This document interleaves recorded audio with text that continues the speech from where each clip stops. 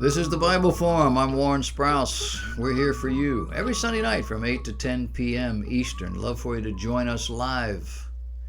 We're talking about children. A middle school in Chatham, New Jersey is using a cartoon video to teach the 5 pillars of Islam to 7th grade students. And now 2 parents have obtained legal services to fight the school district, which has ignored their concerns. 7th graders in this school district are taught, quote, "May God help us all find the true faith, Islam." Also taught in this video is the Shahada, which is the Muslim prayer of conversion. There is no God but Allah, and Muhammad is his messenger. The parents say no other religion is taught nearly to this level of detail in the World Cultures and Geography class. I would add that when they took Bible reading and prayer out of the school, as perfunctory as it was, you can look at that date in time and you can watch the decline of our society. It wasn't the only thing, but it was a big part of it. As a result, and that was in the mid-70s, as a result, the private school movement increased, and it didn't take long before homeschooling kicked in. Did you ever wonder about homeschooling your children? You say, I don't know if I could ever do a thing like that.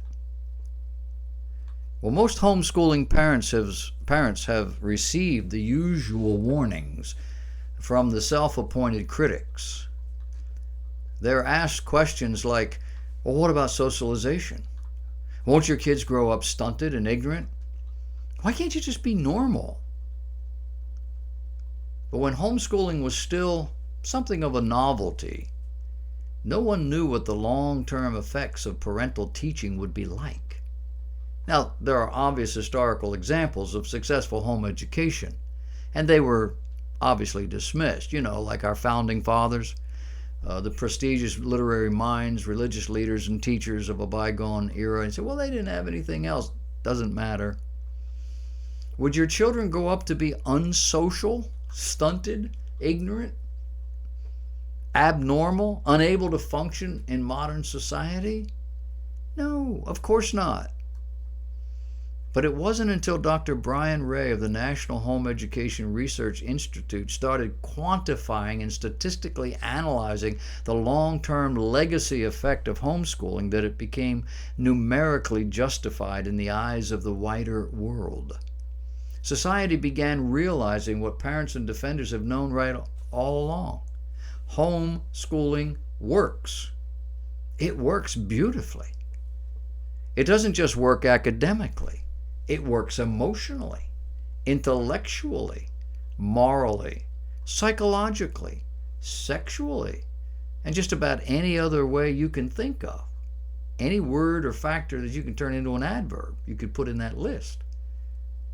At a time when general lunacies were becoming the public norm in schools, at a time when teachers blatantly admitted their goal was to brainwash students, many families knew the only option was to teach their children themselves. Private schools aren't available everywhere, and many of them are truly not suitable alternatives. One family reports about their girls, 2 girls, and they say these girls never once lacked for friends. And the interviewer says, so where are your daughters now? How did homeschooling work for them? And the parents replied, besides volunteer work at the county animal shelter, which you could never do going to a public school, this was the first paid job both girls held while working as housekeepers for an upscale motel owned by friends. In this job, our daughters honed their time management and efficiency skills, earned glowing letters of recommendation. Our older daughter had no interest in attending college, but because of her love of children, we paid for her to attend a nanny school in the summer of 2015. She graduated, top of her class, found immediate employment with a family in New Jersey. Her salary is generous, her expenses are low, she lives with the family, and she banks at least 75% of her paycheck. At an age where many college students are graduating with dubious degrees and crippling debt, she's sailing along with a job she enjoys, a solid circle of friends, and a bank account that staggers even her bankers. Our younger daughter is attending college part-time, maintaining a 4.0 GPA. Working part-time in a retail environment, is an accomplished artist and writer, and has a small business. Her business is turning a profit. Her professor asked her to tutor other students, and her boss considers her the best employee he's ever seen. As a minor example, she said last week our daughter was asked to perform a task at work. Her boss estimated it would take 4 hours. It took her 2. And she had her boss examine the result to make sure it was satisfactory. It was. Her boss couldn't believe that she'd completed that task so rapidly. Later, in relating this incident to us, our daughter cheerfully said, "If there's one thing I've learned from you guys, it's efficiency." I can tell you without hesitation, any older adult who meets our daughters comes away impressed by their maturity, social ease, work ethic, sense of responsibility, honesty, sharp wit, and self-control. And that, my friends, will take them farther in life than any useless college degree in entitlement and victimology. Now, I would add to this that this has been an almost universal testimony among homeschooled children as long as I can remember. Next week, I'm going to share with you what the future looks like, including college educations, courtesy of a listener who sent me a truly amazing email. There is a potential danger with anything that comes from the mainstream, whether it's education or entertainment, but especially with entertainment that's geared toward children. It's not usually the things that are blatantly offensive we need to be concerned about. The things that are obvious we can work around. It's the constant indoctrination challenging the norm, whether it's from their school, whether it's from TV or the internet or their phone. And parents are responsible for the development and the training of these children. God has given those to the parent. He didn't give them to the public school system or to the government. And very often it's the movies and the music and some of the other sights and sounds that present the most troubling process or problems. It includes pushing the LGBT family propaganda that desires to normalize a destructive and anti-biblical perspective of family and of marriage and self-image. It is not just Hollywood. It's athletic organizations, the NCAA, NBA, NFL. Here are a few of the productions that demonstrate some of the subtle yet effective approaches that are now influencing our children's hearts and minds. One is this constant theme: you can be anything you want. Well, that sounds very uplifting. It sounds very positive. But it's being pushed by the LGBT community.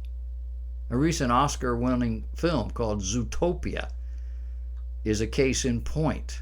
It has a progressive and inclusive message. In one bit of LGBT subtext, we learn that when Nick was a pup, he desperately wanted to belong to a troop of scouts, but was shunned and humiliated because he was a fox, and the scouts aren't tolerant of them. The author proclaims disdain for the Boy Scouts' long holdout over not allowing homosexuals into their organization. Zootopia also comes with a heavy message about racism, homophobia, and hate, not appreciated by the younger set.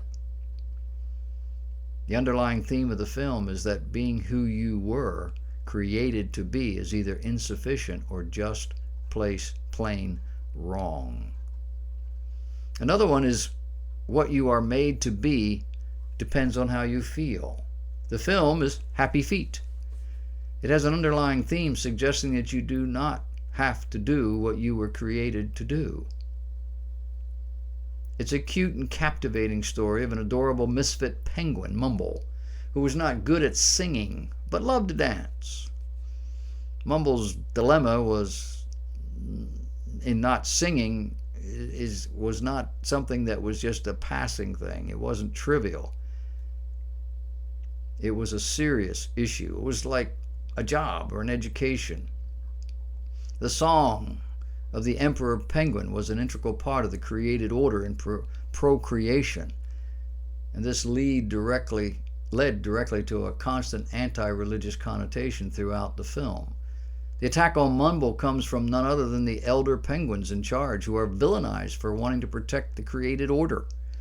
The head pastor penguin, interestingly enough named Noah, stands in judgment over the young penguin and rants, "You bring this disorder, this aberration. Have you lost your minds?"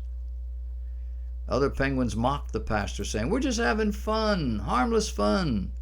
Can you speak plain penguin, please?"